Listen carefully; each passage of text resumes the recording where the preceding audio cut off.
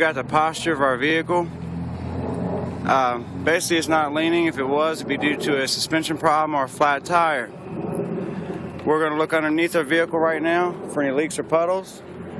If we don't see any leaks or puddles, we'd be looking for engine oil, coolant, or power steering. We don't see any leaks. We're going to check our bumper.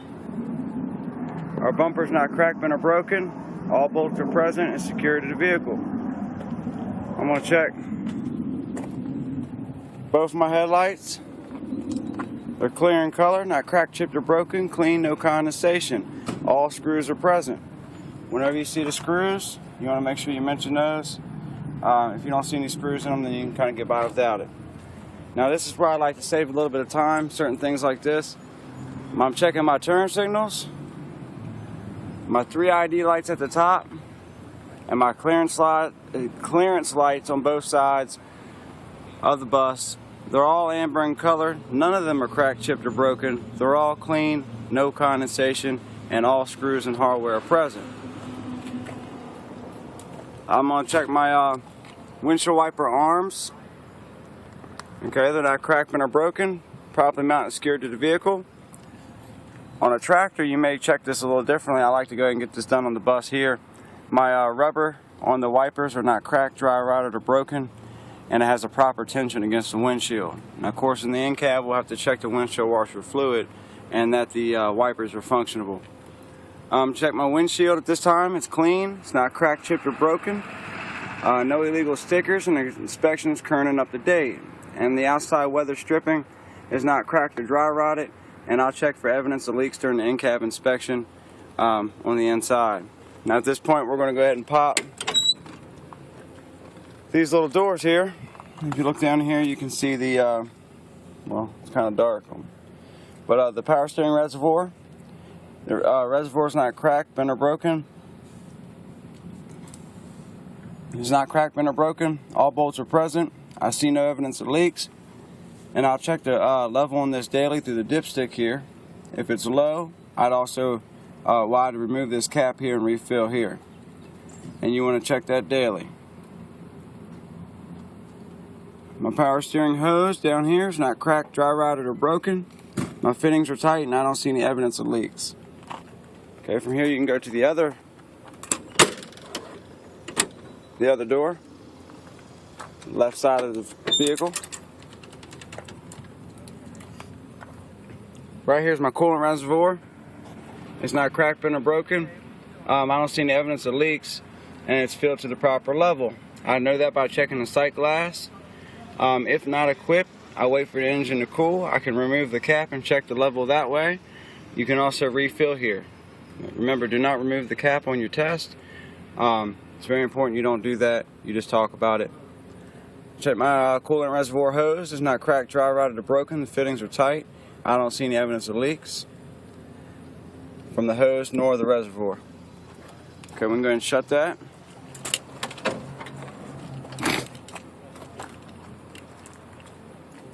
Alright, from this point, we'll go ahead and get the view and spot mirror brackets here on the side.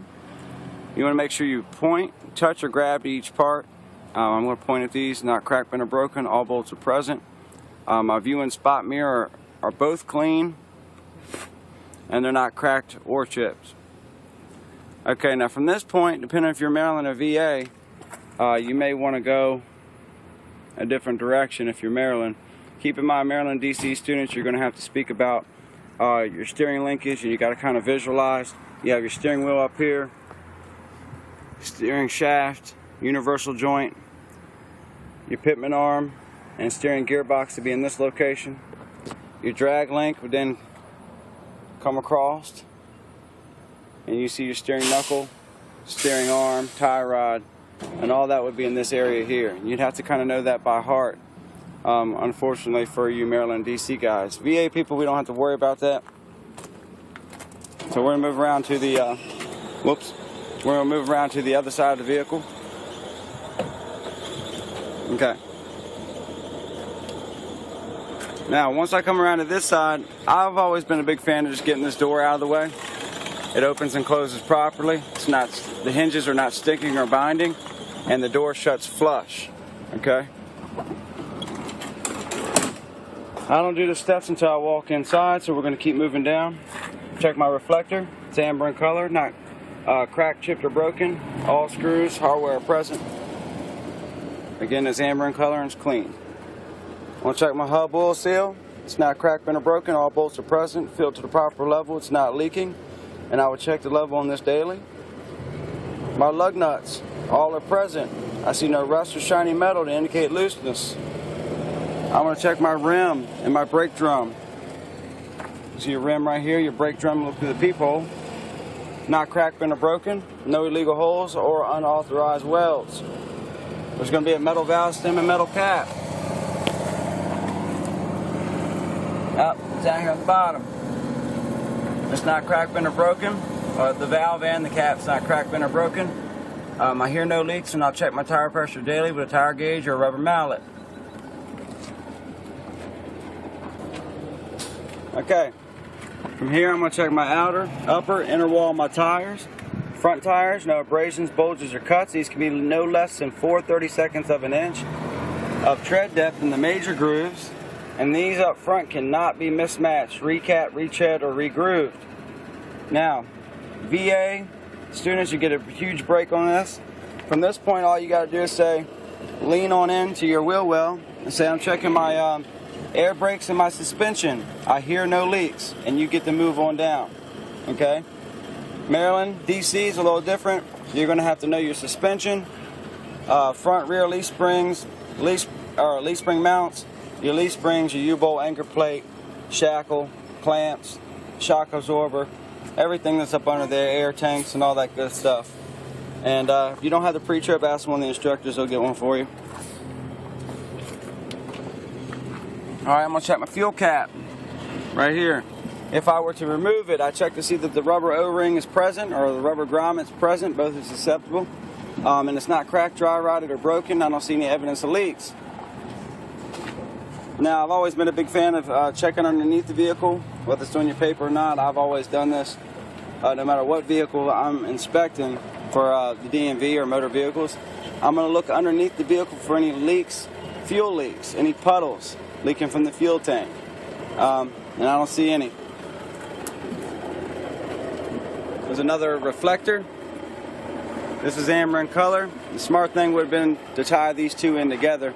And you could even throw the third one, even though it's red, back there in the back. And the way you would do that, because it's different colors, I'm going to check all my reflectors. The two up front are amber in color. The one in the rear is red. And none of them are cracked, chipped, or broken. They're all clean and all screws are present. At this point, I'm going to check the side of my bus. No holes, no cracks, no dents. All rivets are present. Check all my windows. They're all in the closed position. They're all clean, no cracks, no chips, and none are broken. Check my side marker light at the top, amber in color, not cracked, chipped, or broken, clean, no condensation, all screws are present. Now if you get back here to the rear tire, you see this seal looks a little bit different than the front. This is an axle seal. You can't refill this. You're not going to check the level daily. What you're going to say is, it's not cracked, bent, or broken. All bolts are present, and I don't see any evidence of leaks, or it's not leaking. I'm going to check all my lug nuts. All are present. I see no rust or shiny metal to indicate looseness. Okay, now you have 2 rims, 1 brake drum, and 2 metal valve stems and metal caps. So what you're going to do, I'm going to check both my rims and my brake drum. And you can locate your brake drum by looking through this peephole here. You can see a little piece of it in the back. Not cracked, bent, or broken, no illegal holes or unauthorized welds. Both my metal valve stems and metal caps, not cracked, bent, or broken. I hear no leaks, and I'll check my tire pressure daily with a tire gauge or a rubber mallet. I'm going to check the outer, upper, inner wall of both my tires, because you got 2 back here. No less than 2/32 of an inch of tread depth in the major grooves. There's a sufficient amount of space in between the tires. You're not touching or rubbing. You can put your fist in between there. No obstruction stuck in between the tires. And these can be mismatched, re-grooved, recapped, or retread. And again, VA. I'm checking my air brakes and my suspension at this time. I hear no leaks. And move on. Maryland, DC, don't forget your suspension and all that good stuff that's up under there. Splash guard here in the back, not cracked, dry rotted, or broken. All bolts are present, secured to the vehicle. Alright, at this point we've completed the off-road side, or the passenger side of the vehicle. We'll move around here to the rear. Okay? You start with the bumper if you like. Really, it's really not a requirement here in the rear, but if you want to throw it in, not cracked, bent, or broken, all bolts are present, secured to the vehicle. My reflectors, both red in color, not cracked, chipped, or broken, clean, all screws are present. Don't mention condensation for the reflectors because there's no light that can get shorted out. It's just a reflector. My license plate, as a matter of fact, it's not really a requirement of VA, but we've been known to put it in for Maryland and DC, and everyone just is best off you to go ahead and say it. I did leave it off up front, but you can go ahead and grab it here. My tags, not cracked, bent, or broken. It's permanent plate, so if it wasn't permanent, I'd say it's current and up to date. All screws are present. And keep in mind, even though I missed that tag, you notice I just caught myself. You got a little bit more pressure when you're on video. It's easy to leave something out, but video or not, approach the pre-trip like it's the vehicle you're going to take out for the day for your job. No one can tell you that morning you can't go back and check something. So remember, no matter where you're at, you can always go back and check it, even if you're all the way to the inside. Okay, my tag light underneath here, it's clear in color, not cracked, chipped, or broken, clean, no condensation, all screws are present. I'm going to check my brake lights on both sides. One here, one here. On the inside we got brake lights up here, and on the outside we have turn signals. All of them are red in color, not cracked, chipped, or broken, clean, no condensation. Backup lights, both sides, clear in color, not cracked, chipped, or broken, clean, no condensation, all screws are present. Up top, ID lights and clearance, not cracked, chipped, or broken, clean, no condensation, all screws are present, and they're red in color. Okay, now we have a door here. There's only one way you can, or a couple ways you can do this. What I always did, I'm checking my door. It opens and closes properly. Not sticky, the hinges are not sticking or binding. Okay? It shuts flush. My handle, not sticking or binding, works properly. Windows, clean, not cracked, chipped, or broken. And the stripping's not cracked, dry rotted, or broken. Now, as for your alarm, you do have to check your alarms no matter where you come from, what state. What I always told the examiner at this point is we'll check the alarms on the emergency exit once we get to the inside of the vehicle. For now, we're going to move down to the driver's side. Okay. We're back here on the driver's side of the vehicle. Normally, if I was doing a tractor at this point, I would say this vehicle is exactly the same. You want me to move on to the end cap. However, there are a few things on this side that you do want to check. So what I would do is let's say everything on this side of the vehicle is exactly the same as the other side, with a few exceptions being the exhaust. I don't think that's on the VA one. I'm drawing a blank if it is. I see no black soot that would indicate any cracks or holes, and my exhaust clamps or straps are not cracked, bent, or broken, and all screws are present. You're not going to talk about a mount because there's really not a mount up there. You got two storage compartment doors here. One's not for the storage. This one here, I believe, is for the storage. No, this is the battery box. See, I don't know this vehicle myself that well. Oh, okay, so it's fine. You can leave it down. There's no storage compartment. I actually forgot about this. This is the battery box. Not a requirement for the VA people. If you want to go ahead and say it, that's fine. Let the examiner tell you to move on. But if you want to say it, all batteries are present. They're all filled at the proper level. No excessive amount of corrosion on the terminals. I'll check the charge during the in-cab inspection of the batteries, which should read between 12 and 14 volts. And that's really all you got to say about that.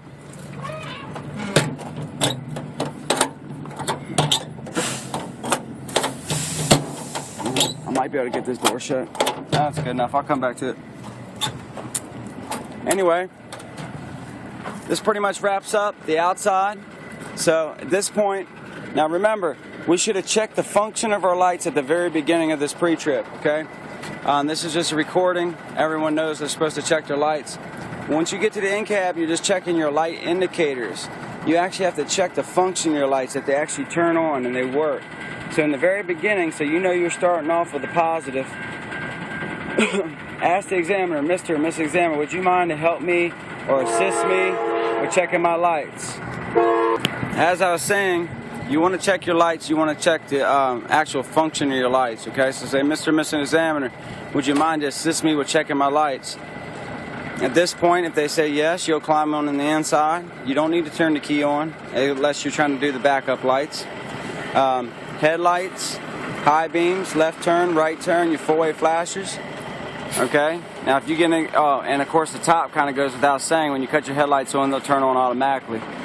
If you get an examiner that wants to play games, you may get one that just stands out here. Now I've seen a lot of students just get out of the seat after the front are checked thinking they're done because the examiner didn't say nothing. Remember, this is your pre-trip. You're taking them around. This is your vehicle you're taking for the day for your job. They're just there to grade you. So you say, sir, ma'am, would you mind to walk around to the back and check the rear for me? And they'll go ahead and walk around to the back. You hit your brake light, left turn, right turn, your four-way flashers, and your backup lights, you have to have the key on for that. You don't got to start the vehicle, but you do got to have the electricity turned on in order to make the reverse light light up. And of course, leave your lights on while they're walking around to the back. They go ahead and do a little quick check on the side that your side markers and everything are working properly. Okay? So, we finished the outside walk around. We're ready to walk inside the vehicle. And if you remember, I did the door. I left the steps for now. So, we're about to enter the bus. Checking my steps. The matting is secure. No missing bolts, no missing hardware, no oil, no grease or obstructions. It's clean and clear, and it's clearly marked. Now, my grab bars, as you walk in, grab them. They're not cracked, bent, or broken. All bolts and hardware are present. I'm going to walk on inside. Now, one thing about the bus, it's different from the tractor, and I like to do it this way, and there's really no rule book saying you can't, but I like to go ahead and get my safety equipment out of the way. It's one less thing I got to do, plus it's right here. Okay, so I'm checking for my safety equipment at this point. My 10 BC fire extinguisher fully charged and up to date, my 3 reflective triangles, and my 3 spare fuses you can find there in the dish, which we won't need because this bus operates off a circuit breaker.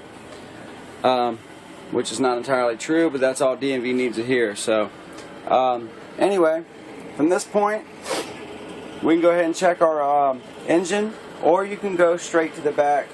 Either way, it doesn't really matter, but I'll tell you what I'm going to do. I'm going to come back to the engine. If you notice the keys here in the ignition, when you test, try to keep the key in your pocket. It's okay for the day. We're going to turn the key to the on position. Kind of annoying sound, but what we're going to do at this point, well, let's do this. I'm going to check the aisles. They're clean and clear, no loose items that may roll. At this point, you're going to go back and you're going to hit each seat as you go back. All my seats are secure, no missing bolts, no missing hardware. In a second, I'm going to give you a cue to hit that key for me if you don't mind. So you're just going to go through and hit both sides, the left and the right seats like this. And you're going to say, I'm checking my seats, they're all secure, no missing bolts, no missing hardware.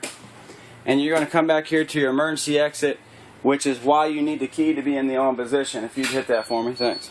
Okay, so if you notice we have our emergency door here, you're going to say, I'm going to check my alarms at this point, and my emergency exit door, or my emergency door, is clearly marked, and the alarms, as I raise the handle, working properly. The door opens and closes, no problem. Now, you notice we got the emergency exit windows. Okay, same thing. Check my emergency exit windows. They're clearly marked, and the alarms are working properly. You just lift that up, and you put the window out and close it. and you'll say the emergency exit windows open and close properly. And I would check all the emergency exit windows exactly the same way. Okay, so you only got to check one, you'll get credit for all of them. As long as you say I would check them all the same way. Now let's cut this annoying sound off here. Unfortunately, it's something we have to do in order to check our exits properly.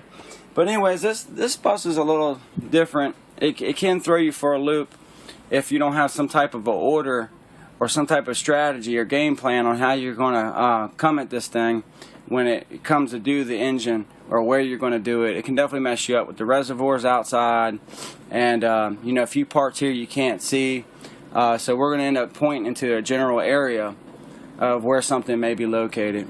But for the most part, we'll get everything we can see first. Clear as day, here's your oil dipstick and your oil fill tube. So I'm going to check my oil dipstick.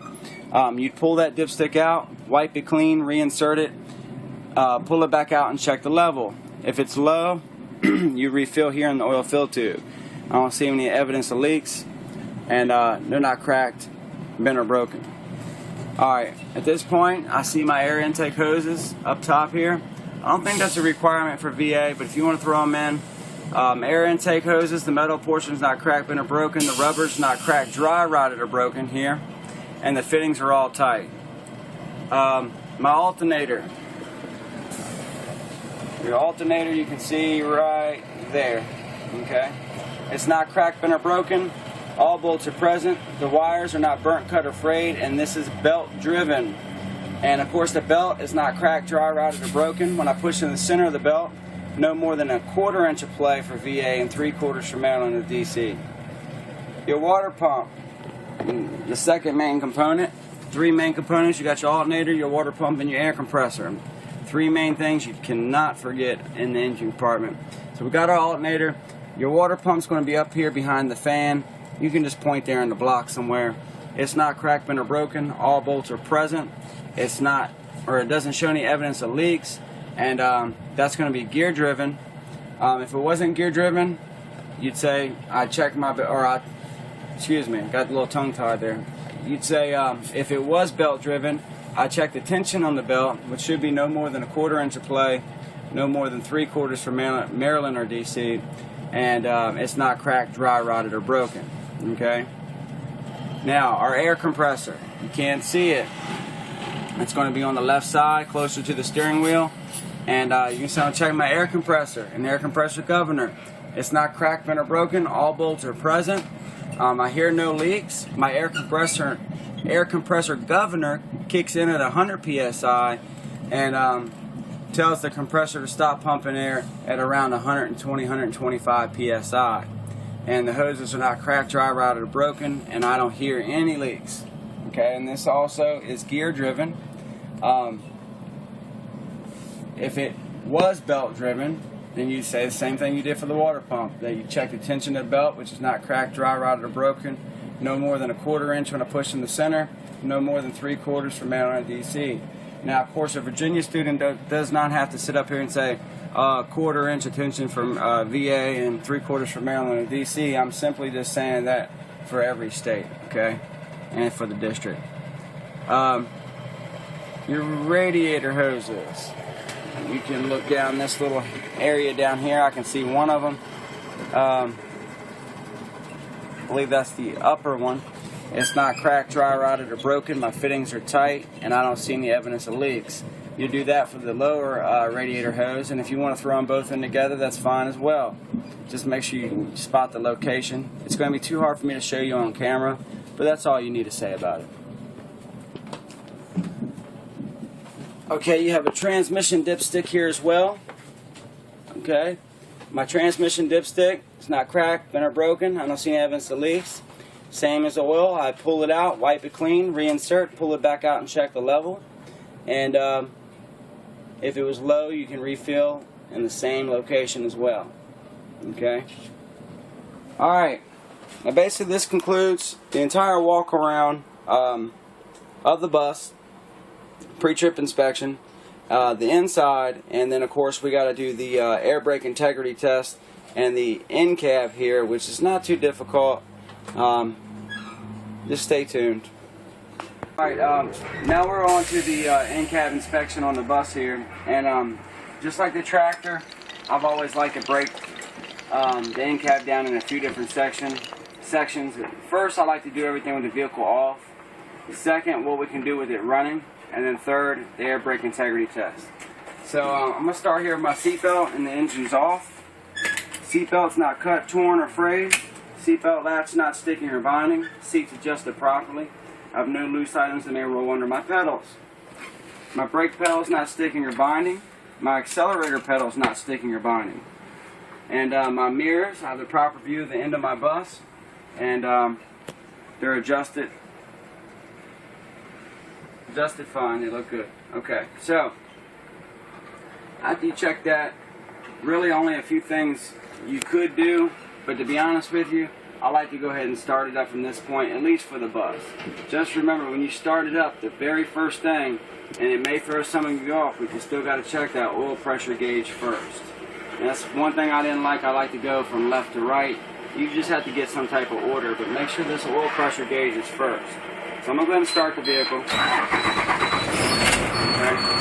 My oil pressure gauge is working properly. My water temperature or coolant gauge is rising to the normal level. My volts working properly between 12 and 14 volts. My fuel gauge working properly. I have at least a half a tank of fuel. My RPM right here working properly. And if you notice it's not working, don't point that out to your examiner. Just go on and say, it's working properly. If they look at you funny or, say something to you, just keep on going. Alright, miles per hour check on the road test.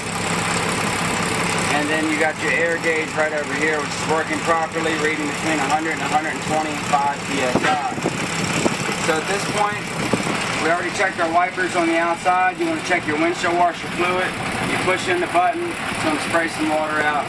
So the windshield washer fluid's working properly, and the wipers turn on and off properly, not sticking or binding. Blades proper tension, if you want to re-mention that. And as for my weather stripping, I don't see any evidence of leaks. Like I said from the beginning, I would check for that on the in-cab. That's just the way I've always done it. You can't properly check for leaks of the seal on the outside of the vehicle. Okay. So at this point, we got our wipers. I'm going to move from left to right. Right here's our headlights. A lot of times you got a little light on the dash letting you know the headlights are lit up. This doesn't have it. A good indication to me that the headlights are on is the dash would light up. So just point in the area of the dash. My headlight indicator working properly. High beam indicator, little blue light right here. It's a pedal on the floor to turn that on, but they want to know about this indicator. Does that work properly? And yes, it does. Turns on and off properly, it's working fine. My left turn signal indicator, working properly. My right turn signal indicator, working properly. My four-way flasher indicators, working properly. Okay? My 20-inch wheel, no more than 2 inches of play. My city horn, working properly. Okay. Now from this point, I'm moving from left to right still. I'm going to check my shifter.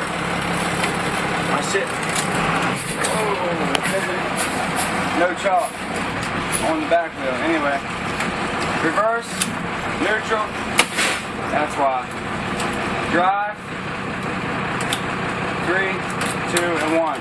None of the gears are sticking or binding. They work properly. That's a good idea. These guys have been practicing in this all day. Now, as an instructor, if I was thinking, I should have came in and pulled this valve or at least checked it. Because the wheel chalk was on, we didn't go anywhere, okay? But this valve was off, so when I went to just test my shifter, it just went back on us. So make sure you check that valve, make sure it's pulled out. That's good to have it. Alright. My defrost, my in-cab heat. My defrost working properly. Driver, door heat's working properly. That's all you got to check. My sliding door and my side door opens and closes properly. It's not sticking or binding. Alright, now that's about all you can do with your vehicle running. Now it's time to move on to the third and most important part. This is the only part of the pre-trip you can fail automatically, okay? So make sure you know this more than anything. Just remember, you don't pass this pre-trip, you don't pass this air brake test, you don't move on to your skills, you don't move on to your road. And this is number one. You gotta pass this, get this behind you before you can move on to the rest of the stuff. So, what I always called it the 1, 2, 3. 1, turn my engine off. 2, turn the key to the on position. Remember, we need the electricity for the warning light and buzzer. Without that electricity, you won't get a warning light. And number 3, we're going to push in our valve. Okay? Now, because the wheel chalk, there it goes. The wheel chalk was on the front of the tire. It's going to hold us. It just wasn't on the back. So anyways, again, 1, 2, 3. 1, turn your engine off. 2, to the on position. 3, push in my valve. Because remember, that's going to need to pop back out of this later on. If you don't push it in, it can't pop back out. So, besides this little annoying light, don't ignore that little key turn I just made right there. I'm just doing that to get that noise to go away. 1, 2, 3. Turn off, turn on, push in your valve. If you don't count to 3, you're missing something. So now we're going to hold our foot on our service brake for a full minute, and we should lose no more than 3 psi in the straight vehicle. Try to get your examiner to time you. If they won't, remember, bring a stopwatch, bring a watch. They don't allow cell phones. Okay, they haven't allowed cell phones for a while, and they won't let you use it. So don't go down there expecting to use it. You're going to be not turned away, but told no. Okay, so make sure you bring a clock. Make sure you bring a stopwatch, no cell phone. Alright, I'm going to have to make that annoying noise again. Alright, we've already got the valve pushed in. We're going to hold our foot on our brake. We already explained it. Now we're going to demonstrate it. So I'm going to hold my foot on this brake for a full minute, and we should lose no more than 3 psi for the combination vehicle. Okay, so let's just pretend it's been a full minute. And remember, you have to hold it for a minute or longer on your test. It's better just to go over a minute, that way you're sure. Okay? So we're going to release that. Okay, it's been a minute. We lost no more than 3 psi. Now it's time for our fan down procedure. We're going to pump our service brake down to around 60. We'll get a warning light and or buzzer. We'll continue to pump around 40 or 20. Our valve will pop back out of this. And make sure your hand's not as close as mine is to this valve on test day. There's a lot of confusion. People have actually been failed for examiners thinking they pulled it. So keep that in mind. I'm going to pump the service brake. Okay, you notice that alarm sound changed. Our brake light came on, warning device came on. We're going to continue to fan down. Our valve popped out around 40 or 20. Okay, so now we've completed that. We're ready to move on to our tug test. That valve popped out. Our brakes our spring brakes have actually came on. And we're basically doing a tug test to make sure that actually works and will stop us in case of an emergency. So that's why we're testing this. If at this point you need to ask the examiner, you want me to move the do you want me to remove the wheel chalk? If they say yes, take the key with you, get out and remove it. If they say no, go ahead and demonstrate the tug test. But remember, if you get an examiner that says do it the way you were trained, all Shipper's Choice students are trained to remove the wheel chalk, because you cannot do a proper tug test unless you remove the wheel chalk. If this is my spring brake and I'm trying to test to make sure this will hold us in place, how do I know it's not the wheel chalk holding us in place or it's this brake holding me in place? We wouldn't know. That's why it needs to be removed if given the option. Okay, so now after we get the valve to pop out, it's real simple. Start the vehicle up. Okay. Virginia students, I haven't had too much trouble with this. Most people's been able to just go ahead and start it right up, put it in drive, and give a couple tugs. Now, Maryland and DC do get a little bit more strict about this. If you want to live along the safe side, go ahead and build your air pressure back up. That's fine, if it makes you feel a little bit better. But really, in a straight vehicle, there's really no point in it. Because there's not another valve to push in like it would be in a combination, which would cause us the need to build the pressure up, but I'm not going to go there. If you feel better from building it up, build it. If not, you'll be fine. for Virginia. So we're going to go ahead, our wheel chuck has been removed, we're going to put it in drive, and it's real simple. We're going to tug against this brake, not the brake on the floor, this brake, the tractor protection valve, twice. One, that's one tug. Two, that's two tugs. Now we know that that spring brake, them emergency brakes work properly, and in case that we did lose our air pressure, that would stop us on the road. And that's the whole purpose of that test. Now, at this point, you're ready to build your air pressure because you're ready for your skills in your road test. So good luck.